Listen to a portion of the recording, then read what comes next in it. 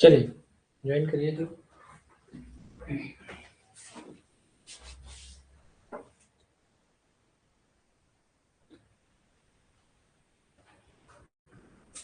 ये बहुत मजेदार है, ये फॉर्मूला बहुत मस्त है, इसको समझते हैं। तो यहाँ पर देखिए क्या लिखा है, कि लिखा हुआ है कोई भी रेट जो है वो रिएक्टेंट की कंसेंट्रेशन पर और उसके स्टोइकियोमेट्रिक कोएफिशिएंट पर डिपेंड करता है। ठीक है, अब जब आप आगे आते हैं तो ये दिस इज रेट मतलब आरओआर वही डीएक्स बाई डी जो लिखते थे, तो ये क्या है, तो कहेंगे ये वही है dx बाई dt वाला। ठीक है, तो इसकी यूनिट क्या है, मोल पर लीटर पर सेकेंड, वही मोल पर लीटर पर सेकेंड। अब बात आ रही है कि ये है रेट कांस्टेंट। एग्जाम में हम लोग पढ़ने, इसमें टॉपिक में पढ़ने जा रहे हैं कि ये जो रेट कांस्टेंट है इसकी यूनिट क्या है इसकी। ठीक है, अब एक बात तो समझो, इसकी यूनिट क्या होगी, मोल पर लीटर, भाई कंसंट्रेशन है ना, number of mole upon volume litre. और इसकी क्या होगी, mole litre inverse second inverse, और इसका निकालना है तो इतना अपॉन हो जाएगा ना मोल पर लीटर, है ना। तो जरा देखो जब हमने इसको सॉल्व किया यूनिट ऑफ के, तो फॉर्मूला बना mole per litre 1 minus N into time inverse into. अब ये देखना, मोल पर लीटर एन मतलब जितना भी होगा, तो कई बार मोल पर लीटर लिखा होगा ना, मोल पर लीटर कई बार लिखा होगा, तो एक हटा दो तो ये तो गया ना, तो ये एन में एक 1 माइनस एन हुआ ना, मतलब एन में एक कम कर दिया। अब जब ये तुम ऊपर ले आए तो ये क्या हो गया, मोल इनवर्स और लीटर, भाई ये लीटर ऊपर आ गया तो मोल इनवर्स में आ गया, तो मोल इनवर्स 1 माइनस एन, और इसके बाद फॉर्मूला बना टाइम इनवर्स। तो जब तुम इसको सॉल्व करते हो तो तुम्हारा फॉर्मूला नया कोई भी, अभी बात आती है कि सावन सर अभी आपने इसके कुछ देर पहले रेट ऑफ रिएक्शन में एक यूनिट बोली थी, मोल पर लीटर पर सेकेंड ऑलवेज, लेकिन जैसे जैसे ऑर्डर ऑफ रिएक्शन बदलेगा रेट कांस्टेंट की यूनिट बदलेगी। क्या बदलेगी, रेट कांस्टेंट की यूनिट बदलेगी। तो लिखा है कि जो रेट कांस्टेंट की यूनिट है वो बदलेगी, भाई जानते रहो। अगर ऑर्डर ऑफ रिएक्शन 0 हो जाए, क्या हो जाए, तो फॉर्मूला बना मोल पर लीटर पर सेकेंड, अरे 1 minus 0 is 1 mole per litre पर सेकेंड। लेकिन अगर ऑर्डर ऑफ रिएक्शन 1 हो जाए तो ये पूरी यूनिट 0 हो जाएगी, 1 माइनस 1 दैट इज 0, किसी की भी पावर 0 दैट इज 1, किसी भी की भी पावर 0 दैट इज 1, पूरी वैल्यू 1, 1 इंटू टाइम इनवर्स, तो आंसर क्या आ गया, सेकेंड इनवर्स। क्या आ गया, अब सवाल आता है कि फर्स्ट ऑर्डर रिएक्शन का रेट कांस्टेंट का यूनिट क्या है, तो आंसर है सेकेंड इनवर्स। इसका मतलब फर्स्ट ऑर्डर रिएक्शन में कंसंट्रेशन तो है ही नहीं, मोल पर लीटर है ही नहीं, इसका मतलब फर्स्ट ऑर्डर रिएक्शन कंसंट्रेशन पर डिपेंड नहीं करता। बात समझ में आ रही है। अब धीरे धीरे मुझे लग रहा है कॉन्सेप्ट बनते जा रहा है कि अब ये चीज हम लोग बुक्स में पढ़ते हैं, क्वेश्चन में पढ़ते हैं कि ये कंसंट्रेशन था, ये हो गया, ऐसे हो गया, ऐसा हो गया, ऑर्डर ऑफ रिएक्शन 0 है, आंसर कुछ और आ जाता है। अब समझ में आ रहा है धीरे धीरे कहाँ की बात कर रहे हैं। तो ये नोट किया आप लोगों ने। अब अगर अगर जो है गैसियस रिएक्शन होगी तो रेट कांस्टेंट की यूनिट होगी atmosphere 1 minus N into time inverse, atmosphere 1 minus N into time inverse. बस समझ में आ गई, गेटिंग माय पॉइंट। ये आप बोर्ड्स में भी आएगा, ये नीट में भी आएगा। अब यहाँ पर एक बात लिखी है that is order of reaction, बहुत ही कम शब्दों में लिखा है, इसलिए दिखा रहा हूं कि लिखना बाद में यही है, थोड़ा सा समझाऊंगा उसके बाद लिखाऊंगा। तो यहाँ पर देखो क्या लिखा है, what is order of reaction.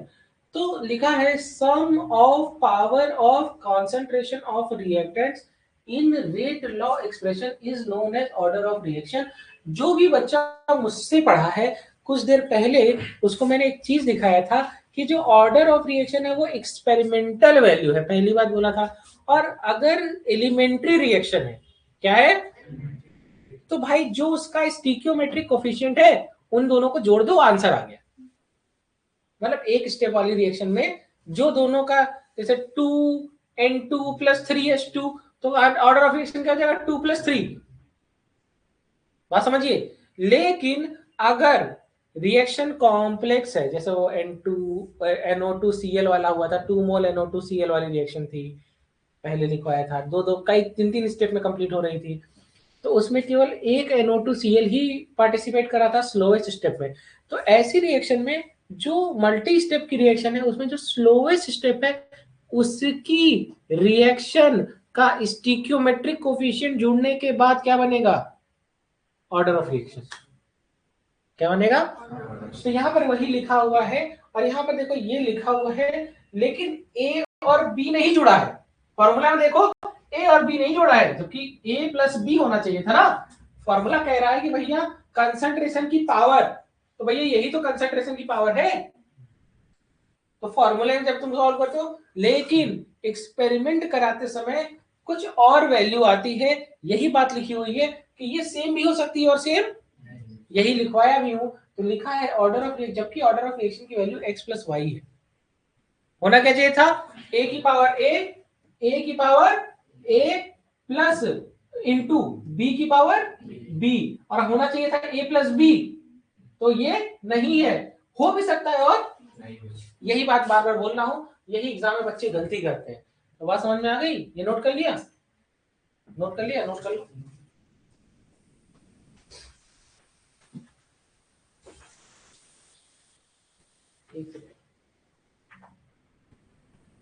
देखो ये कॉम्प्लेक्स रिएक्शन, देखो ये देख लो, ये यही वाली रिएक्शन के बारे में बात किया था ना, इसमें स्लोवेस्ट स्टेप ये वाली थी, तो इसका ऑर्डर ऑफ रिएक्शन कुछ और आएगा। ठीक है, यहाँ पर जब हम इसको और सॉल्व करेंगे, मॉलिक्युलरिटी में पढ़ा चुका हूँ, अब इसके बाद स्यूडो फर्स्ट ऑर्डर रिएक्शन पढ़ाने जा रहा हूँ। पहले ये नोट कर लो, ये हो गया, ये नोट कर लो। ऑर्डर ऑफ रिएक्शन क्या हो सकता है, फ्रैक्शनल भी हो सकता है, नेगेटिव नहीं होगा, 0 भी हो सकता है, फर्स्ट भी 1 1 2 3 इंटीजर की वैल्यू भी हो सकती है।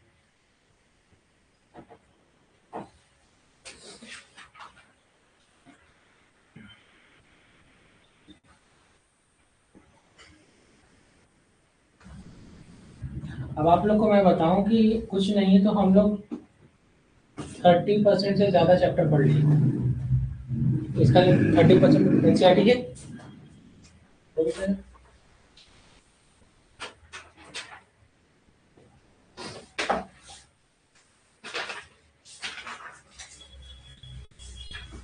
मतलब आप लोग जाएंगे तो आप लोग पेज नंबर 69 तक आपसे हो जाएगा। ठीक है, और अच्छा आपके सिलेबस में 0 ऑर्डर रिएक्शन और फर्स्ट ऑर्डर रिएक्शन है, मैं आपको सेकेंड ऑर्डर रिएक्शन तक दिखा दूंगा। तो इस चैप्टर का हम लोग 50% पढ़ चुके हैं। अब हम लोग 3.3 से पढ़ेंगे, और चैप्टर का जो आखिरी वो है दैट इज 3.5 इफेक्टिव कोलिजन है, 3.4 है आपका कैटालिटिक। मतलब 50% चैप्टर पढ़ लिया है। तो मतलब आज फ्राइडे है ना, अब हम लोग जब मंडे को पढ़ेंगे, हो गया।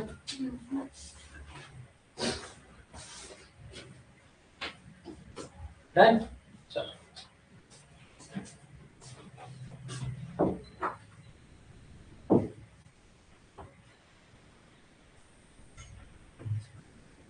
ये लिखा है क्या तुम लोगों ने, देखो ये लिखा है क्या, नहीं लिखा है तो इतना तो लिख लिया होगा। यहाँ से लिखो, यहाँ से कंटिन्यू करो, इस जगह से, बात समझ रहे हो ना, इस जगह से पूरा लिखो, तुम्हारे काम करना।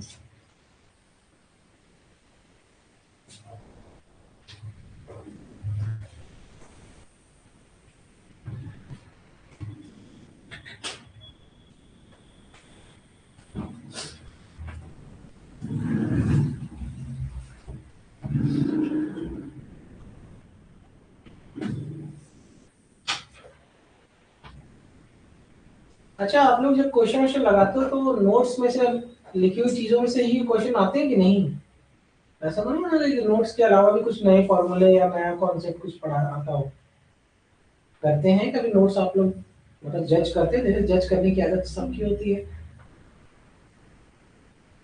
मैं आपको बताऊं कि आपकी एनसीईआरटी, आपकी एग्जाम्पलर, आपकी प्रीवियस ईयर और आपका जो मॉड्यूल का कंटेंट है, इन सब को प्रॉपर कई कई बार गो थ्रू करने के बाद आपके लिए जो सबसे इम्पोर्टेंट डेटा होता है वो यहाँ पे होता है, और उसमें हर चीज है।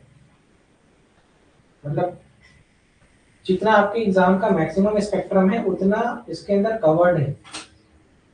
मतलब आप एंट्री लेवल जेई मेंस के क्वेश्चन तक सॉल्व कर सकते हैं केमिस्ट्री में आपकी नोट्स को पढ़ के।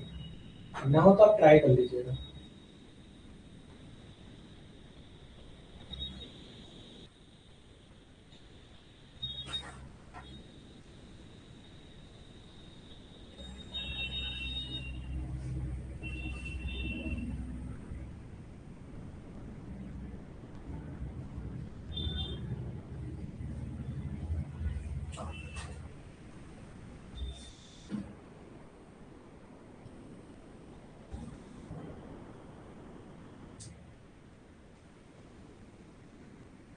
ऐसा नहीं है कुछ जंग ऑन की तैयारी हो रही है, ऊपर से हेलीकॉप्टर जा रहा है, यूक्रेन वाली सिचुएशन लग रही है।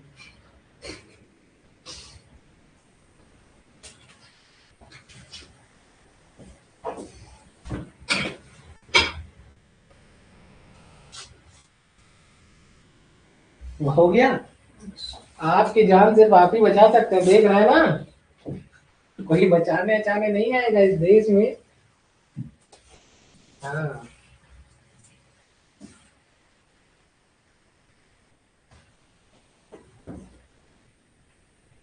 ये देखो, ये फॉर्मूला बहुत अच्छा है। एक फॉर्मूला तुम लोग को सिखाते हैं, ऑर्डर ऑफ रिएक्शन निकालना है, ठीक है।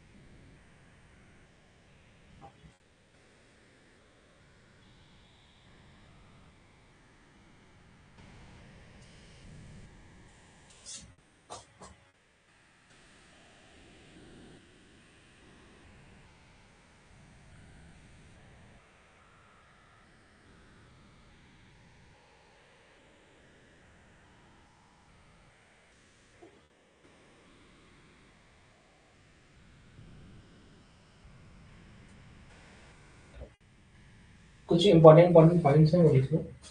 जैसे ये तो आप लोगों ने लिख लिया, एक एग्जांपल लिखो, एक पॉइंट लिखो, ये वाला पॉइंट, जो भी रेडियो एक्टिव डिसइंटीग्रेशन होता है, क्या होता है, रेडियो एक्टिव, कोई भी रेडियो एक्टिव पदार्थ है वो टूट रहा है, जैसे यूरेनियम है ना, तो लिखा है कि कोई भी रेडियो एक्टिव डिसइंटीग्रेशन कैसा रिएक्शन होता है, फर्स्ट ऑर्डर रिएक्शन। अब देखो, मैंने एक बात बोली थी कि अभी मैं आपको कुछ सिखाने जा रहा था। यहाँ पर देखो एक फॉर्मूला लिखा हुआ है, k is equal to R की अपॉन ए की पावर n। देखो जरा, तो एक बात समझ में आया, एक बात समझ में आया, ये फॉर्मूला लिखे हो ना तुम लोग, ये लिखे हो कि नहीं फॉर्मूला, देखो ये फॉर्मूला लिखे हो नोट्स में, देखो लिखा है ना। अब वही उसी के आसपास तुम एक पॉइंट लिखो, सिखा रहे हैं। एक बात समझ में आया कि rate constant is inversely proportional to concentration की पावर n। अब मेरी बात को समझो, अगर k is inversely proportional to a की पावर 0 हो गया, तो ये पहली बात तो अभी देखो देखो देखो, ये रेट कांस्टेंट है जीरो ऑर्डर रिएक्शन के लिए। किसके लिए? तुम यहीं से सीख गए कि फॉर जीरो ऑर्डर रिएक्शन, और तो जो तुम्हारा रेट कांस्टेंट है के does not depends on concentration.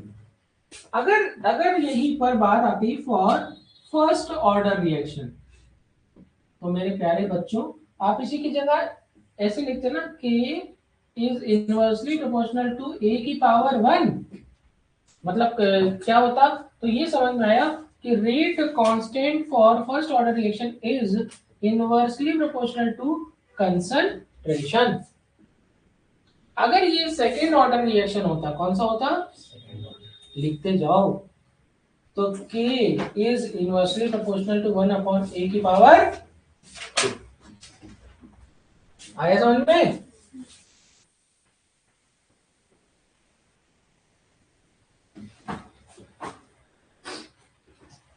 Unit निकालने का क्वेश्चन आएगा एग्जाम में।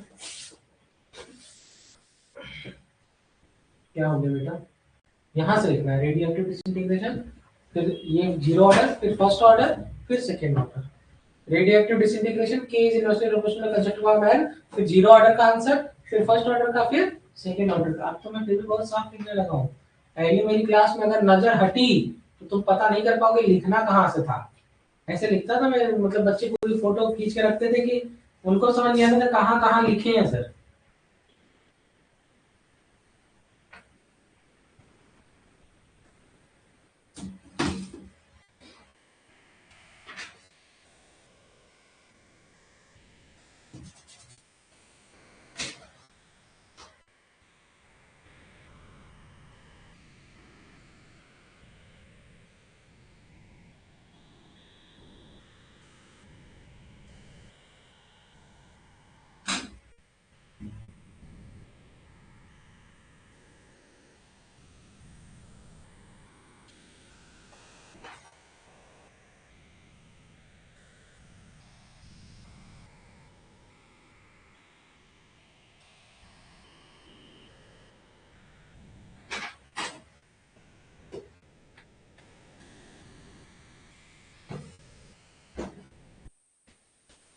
Done?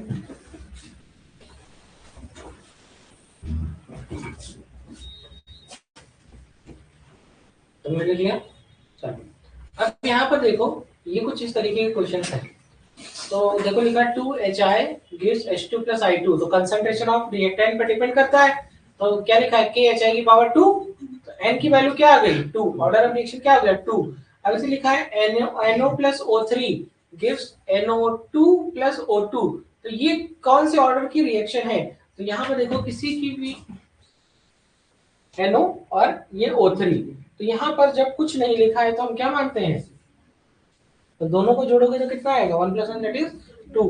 ये वाला जो क्वेश्चन है, ये देखो कितनी अजीब सी बात है भाई, ये फ्रैक्शनल आ गया जबकि 1 आना चाहिए था।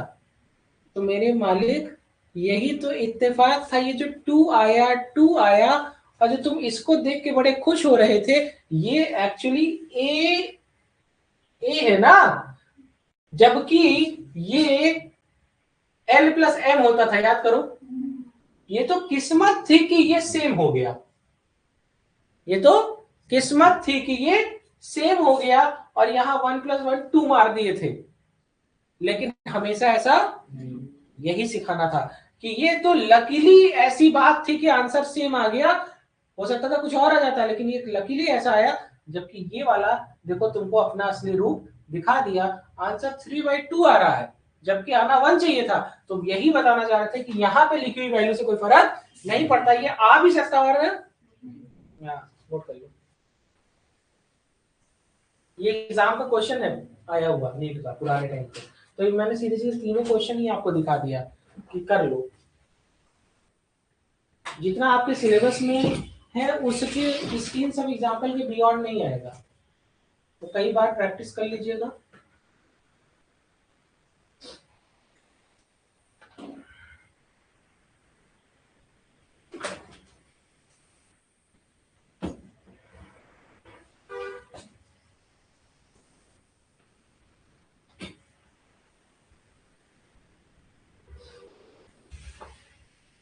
अच्छा, मैं ये देखता हूँ कि जो सीनियर बच्चे हैं उनको नोट्स की इंपॉर्टेंस पता है, लेकिन जो जूनियर छोटे छोटे बच्चे नहीं, 10th 12th 11th 11th वाले, ये नोट्स नहीं बनाते भाई। ये सोचते हैं कि बुक से दोबारा मैं पढ़ लूंगा, क्या करने लिखूं, और एग्जाम तक पढ़ नहीं पाते हैं। हाँ सर मैं नोट कर लूंगा, हाँ सर मैं नोट कर लूंगा, तो कभी नोट्स कंप्लीट नहीं होती इन लोगों की।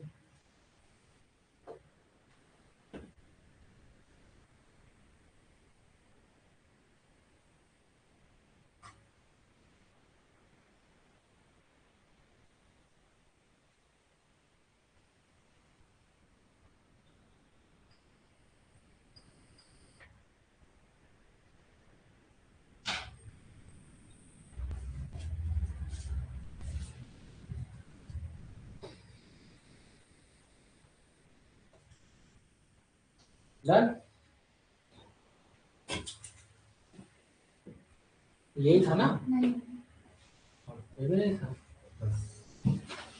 चलिए लिखो, आगे लिखना है।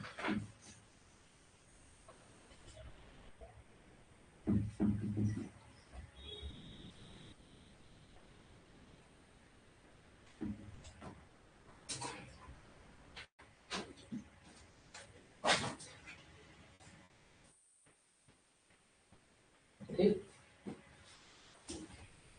ये सभी लोग लिखो। वो देखो 2 आना चाहिए था, क्या आ रहा 1.5, H2 plus Br2 gives 2 HBr। Note कर लो बेटा, यही सब एग्जाम में आएगा, पूछेगा फ्रैक्शनल ऑर्डर रिएक्शन का एग्जांपल बताओ, तो कैसे बताओगे?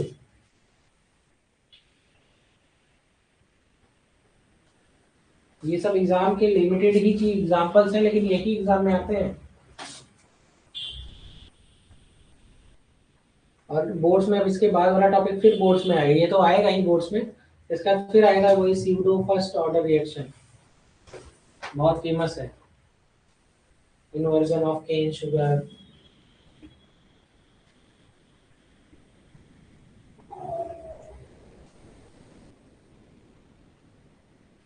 कहीं हवाई जहाज जा रहा है, कहीं इतनी तेज बाइक जा रही, ऐसा लग रहा है कि एकदम जंगी मैदान हो रखा है। ऐसा अगल बगल में वो चला जाए, क्या कहते हैं वो जो टैंकर, हाँ टैंक कहते हैं। हाँ पता चला नीचे उतरे टैंक जा रहा। हो गया।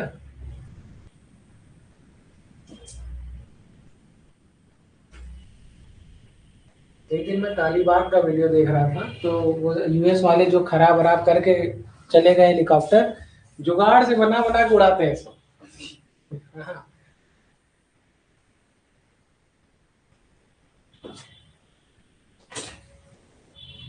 डन।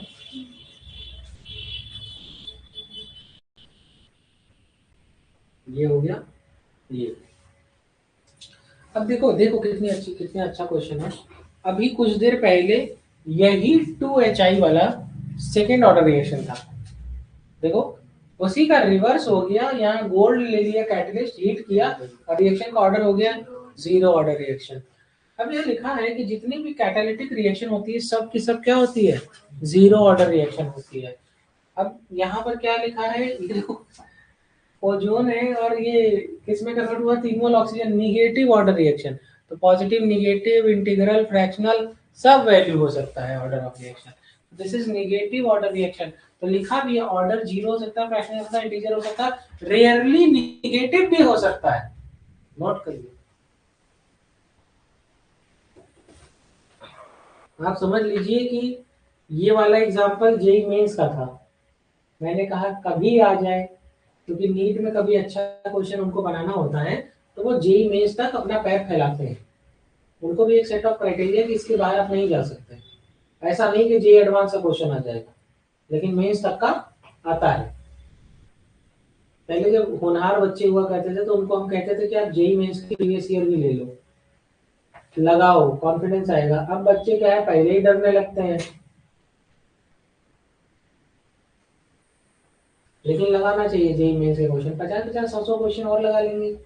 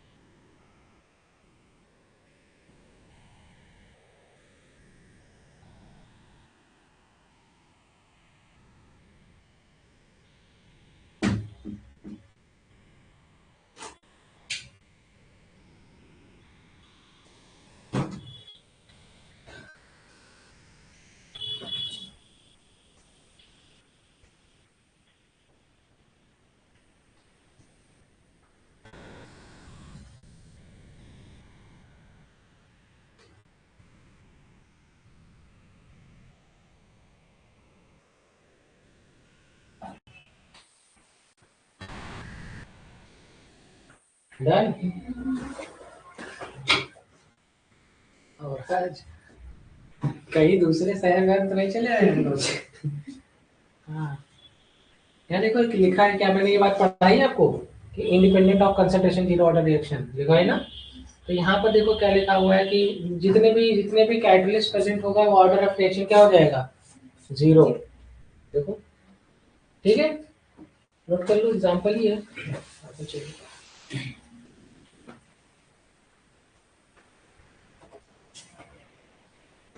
मैं जब जिस कोचिंग में पढ़ता था तो उस कोचिंग के नीचे डेयरी फार्म था, मतलब कई 2-3 फ्लोर का था। तो एकदम ग्राउंड फ्लोर पे उनका डेयरी फार्म था। तो जब सर पढ़ाते होते थे तो नीचे से गाय भैंस अपनी आवाज लगाया, हाँ, तो सर कहते थे देखो इसको समझ में आ रहा है। कई कई बार सर पूछते थे समझ आया, उसी समय वो गाय बोल देती थी भैंस।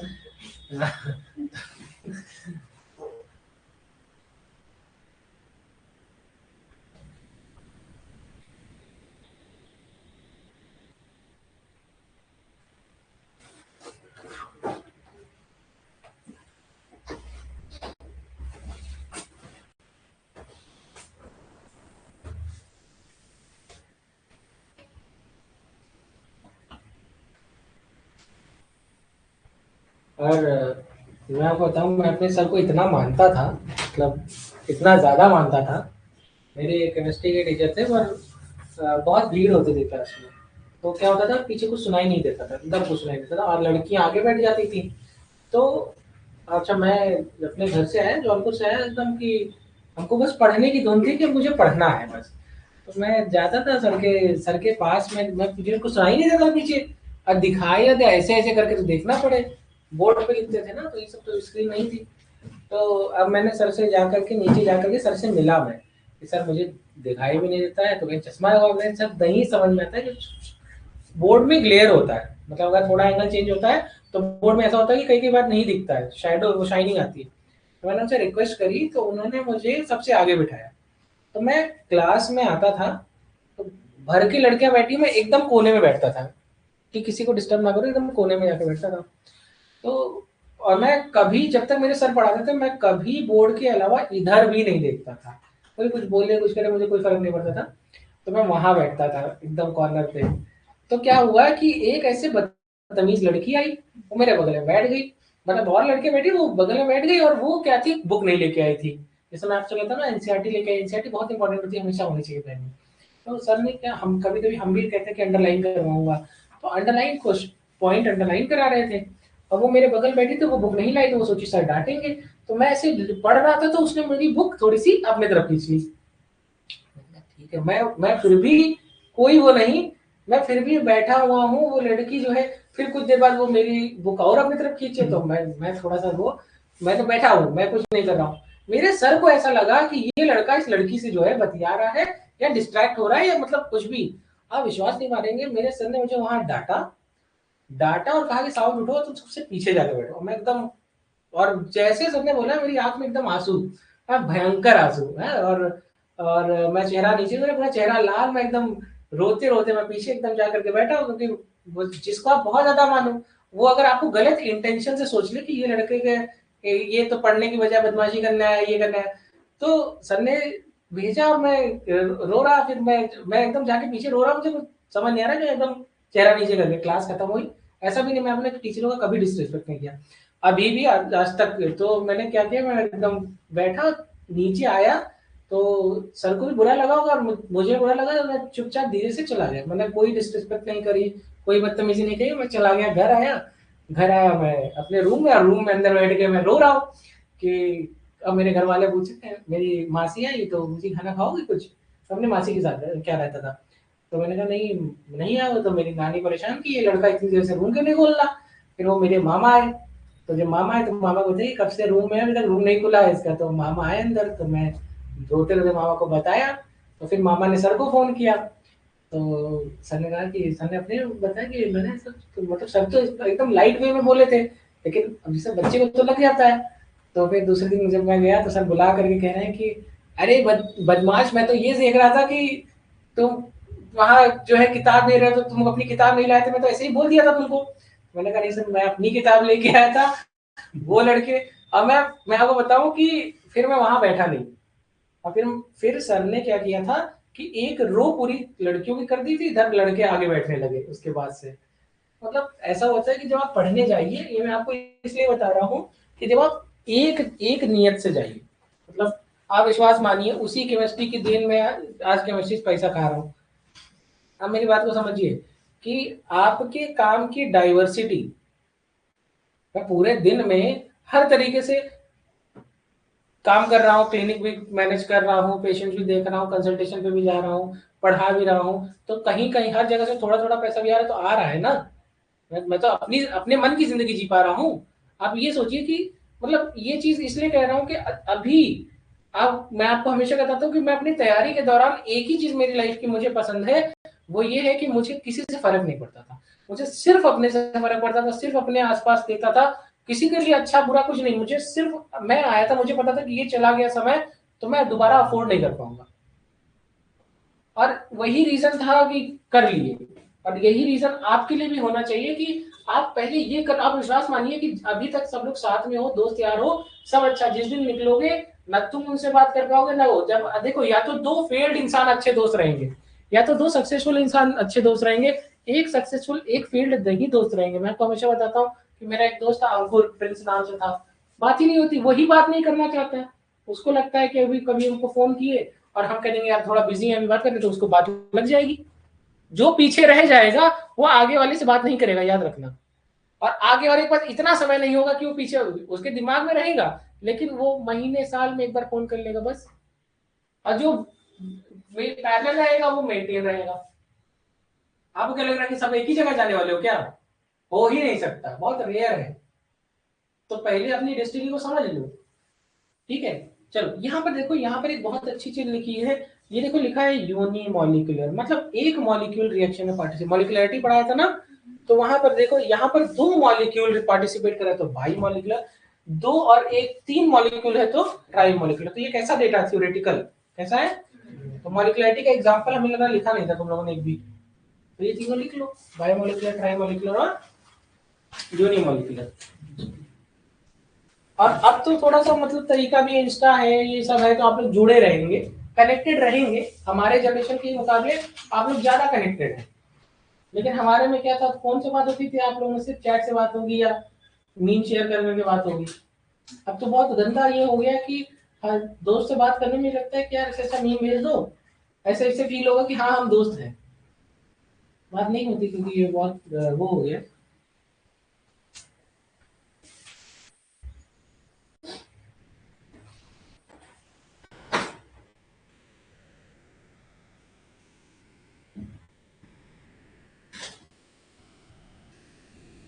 और आपका जो गोल्डन पीरियड है वो चल रहा है। अब आप मतलब 25 साल तक आपको कोई टेंशन लेने की जरूरत नहीं है कि घर में खाना भी खरीद के भेजना है, हाँ, फल भी ले आने हैं, ये भी ले आना है। मतलब 25 साल तक तुम भयंकर एंजॉय कर सकते हो, उसके बाद तुमको एक एक दिन तक ये सोचना पड़ेगा कि यार ये भी इतना रुपए मैनेज करना है, ये ईएमआई जानी है, ये जाना है, ये वो जाना है, वहीं से तुम बूढ़े होने लगोगे। आपने सुना होगा कि जापान में लोग शादी नहीं कर रहे हैं क्योंकि लोगों को ये पता है कि पेरेंटिंग में बहुत खर्चा होने वाला है। तो ये बात हम लोग को भी फील होती है, अरे यार अभी शादी कर लेंगे, पता चला एक खर्चा और बढ़ गया। तो ये सब होता है।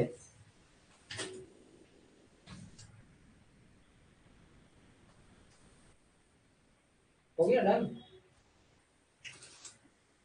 अब यहाँ पर क्या लिखा है, मॉलिक्युलरिटी जीरो नहीं हो सकता, मैं लिखवा चुका हूँ। कभी भी निगेटिव नहीं हो सकती, लिखवा रखा है। फ्रैक्शनल नहीं हो सकती, थ्योरेटिकल कॉन्सेप्ट है। ठीक है। अब यहाँ पर एक बहुत ही अच्छी चीज लिखी, that is pseudo first order reaction. Heading डालिए, स्यूडो फर्स्ट ऑर्डर रिएक्शन।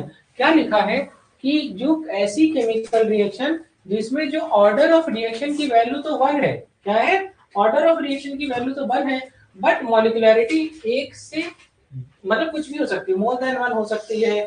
ठीक है। मॉलिक्युलरिटी तो भाई जीरो और नेगेटिव तो हो ही नहीं सकती, कम से कम वन तो होगी ही। तो यहाँ मॉलिक्युलरिटी वन से ज्यादा है, मतलब जनरली ऑर्डर ऑफ रिएक्शन और मॉलिक्युलरिटी सेम होती है। लेकिन यहाँ के केस में ऑर्डर ऑफ रिएक्शन तो वन है, लेकिन मॉलिक्युलरिटी कुछ और है। तो यहाँ पर क्या लिखा है, इस तरीके के रिएक्शन करते हैं स्यूडो यूनिमोलिकुलर रिएक्शन।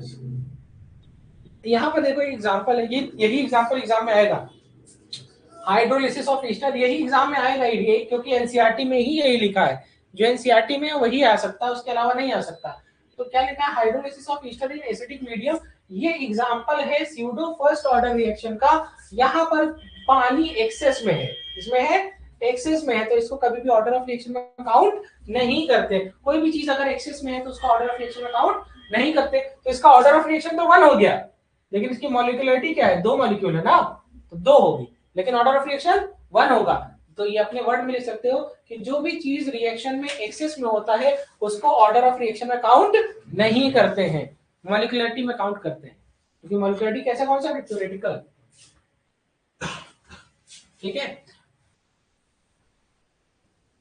तो लिखा है water is in excess then its concentration remain constant during the reaction and water is taken as constant.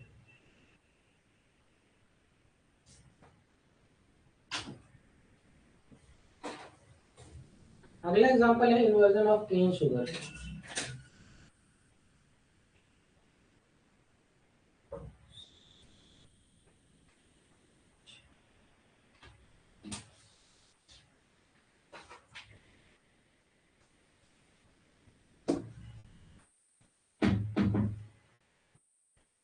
अभी मैं एक दो साल पहले अपने सर के यहाँ गया था, तो काफी वो थोड़ा बूढ़े हो गए हैं, पहले तो नहीं पहचाने, फिर बताया तो अच्छा अच्छा।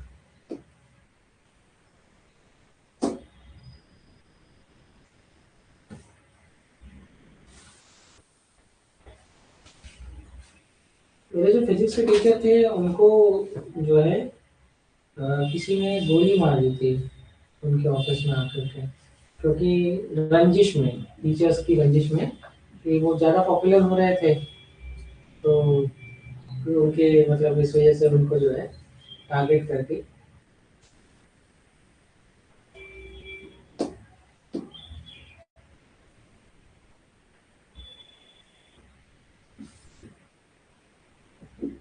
आधा सिलेबस हुआ था, उसके बाद जो है ऐसे ही होता है, मतलब पहले ये बहुत होता था।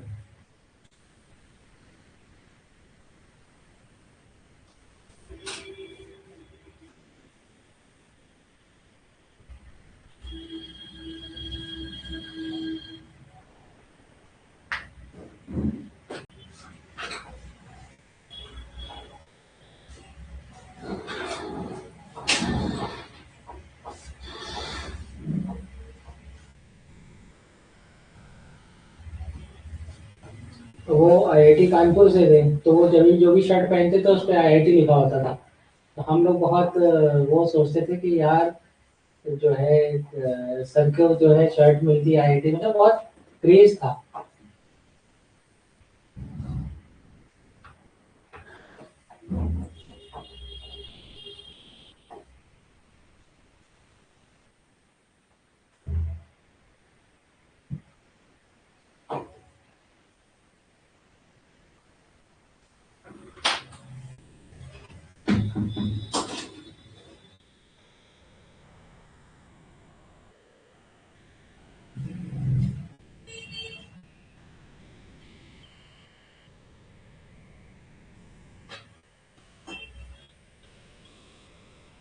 डन हो गया।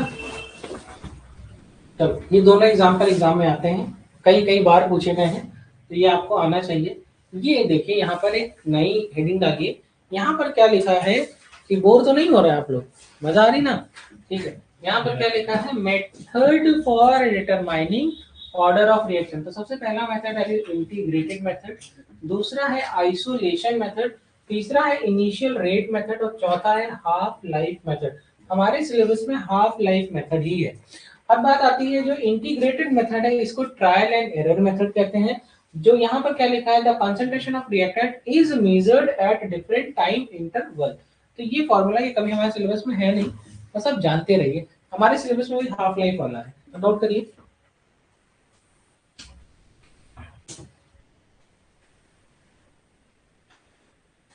दो क्लास का कंटेंट हम लोग पढ़ चुके हैं।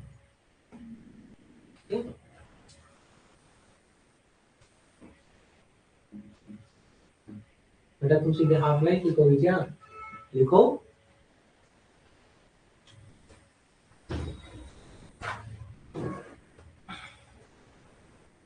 That is integrated. हाँ,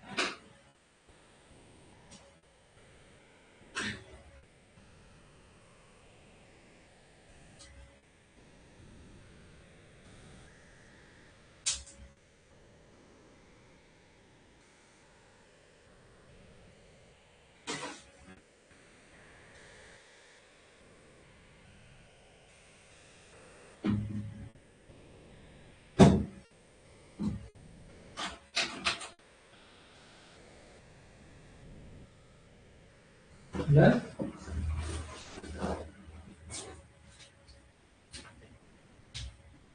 अब यहाँ पर दूसरा मेथड है, दैट इज आइसोलेशन मेथड। तो यहाँ पर क्या कहते हैं, ओस्टवाल्ड आइसोलेशन मेथड है। इस मेथड में क्या करते हैं, ये मल्टीपल रिएक्टेंट्स वाली रिएक्शंस को के लिए ये बहुत ही यूजफुल मेथड है।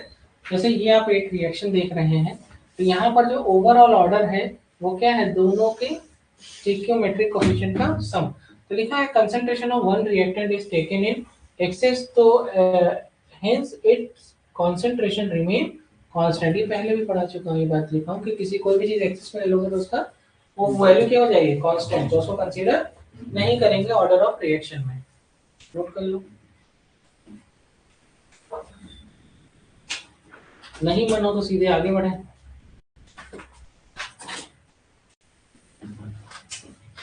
नहीं मन है, थक गए तुम तो लेट ही आए बेटा। सर वो 2 घंटे का पेपर लगाते हैं। अच्छा चलो थोड़ा समझा दे रहे हैं, आप आगे नोट्स घर से नोट कर लेना।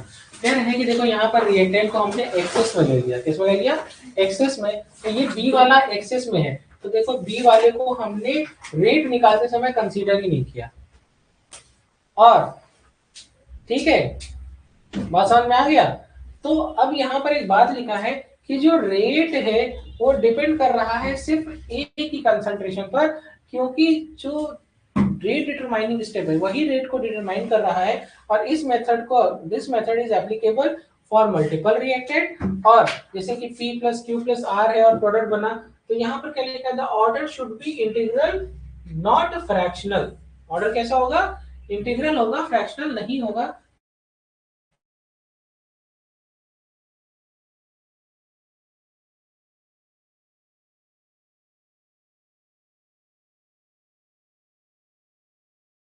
and has to be combination with the isolation method। तो यहाँ पर भैया दोनों मेथड को हमने कंबाइन किया, और यहाँ जैसे एक रिएक्शन है और यहाँ पर, यहाँ तक तो तुमको समझ में आ गया कि हमने बी को एक्सेस में ले रखा है। क्या ले रखा है, बी को एक्सेस में रखा है। तो यहाँ तक तो अभी अभी जस्ट पढ़ के आए हो, ये वाला। अब यहाँ पर क्या लिखा है कि taking log on both side, तो लॉग आर बराबर ए लॉग के डैश, तो y बराबर mx प्लस सी पे हमने ग्राफ बनाया। तो यहाँ पर देखो क्या है, ये लॉग a है x एक्सिस पे, और यहाँ पर देखो क्या लिखा है, जो स्लोप है ये b, और यहाँ पर जो स्लोप है that is alpha, this is 0, and यहाँ पर हमने जो एक्सिस में b का कंसंट्रेशन ले रखा है, ये a का कंसंट्रेशन ये, तो इसको कंसीडर ही नहीं करेंगे। ठीक है, तो ये एक ग्राफ बन के आता है। अब इसके बाद आता है अगला मेथड दैट इज, देखो लास्ट वाला पढ़ा रहे हैं, इसके बाद हाफ लाइफ पढ़ाएंगे। ये है वान हॉफ डिफरेंशियल मेथड। जो रेट ऑफ रिएक्शन है वो वैरी करता है nth power of the concentration of reactant पर। ठीक है, तो यहाँ पर क्या लिखा है, अगर दो कंसंट्रेशन पर दो डिफरेंट रेट आएंगे, दो डिफरेंट कंसंट्रेशन पर। ठीक है, और यहाँ पर जो ये क्या है, दिस इज पावर, और you know very well that power क्या डिनोट करता है, ऑर्डर, क्या डिनोट करता है, ऑर्डर। तो जो रेट आया वो क्या है, change in concentration upon change in time, यही तो हरदम पढ़ते हैं dx अपॉन dt। ठीक है, तो ये था वन हाफ फैक्टर। अब आता है असली important method that is half life time method. तो t half inversely proportional to 1 upon a की पावर n माइनस 1, ये मैं आपको डिटेल में नेक्स्ट क्लास में बताऊंगा, यही आपके लिए सबसे इंपॉर्टेंट है।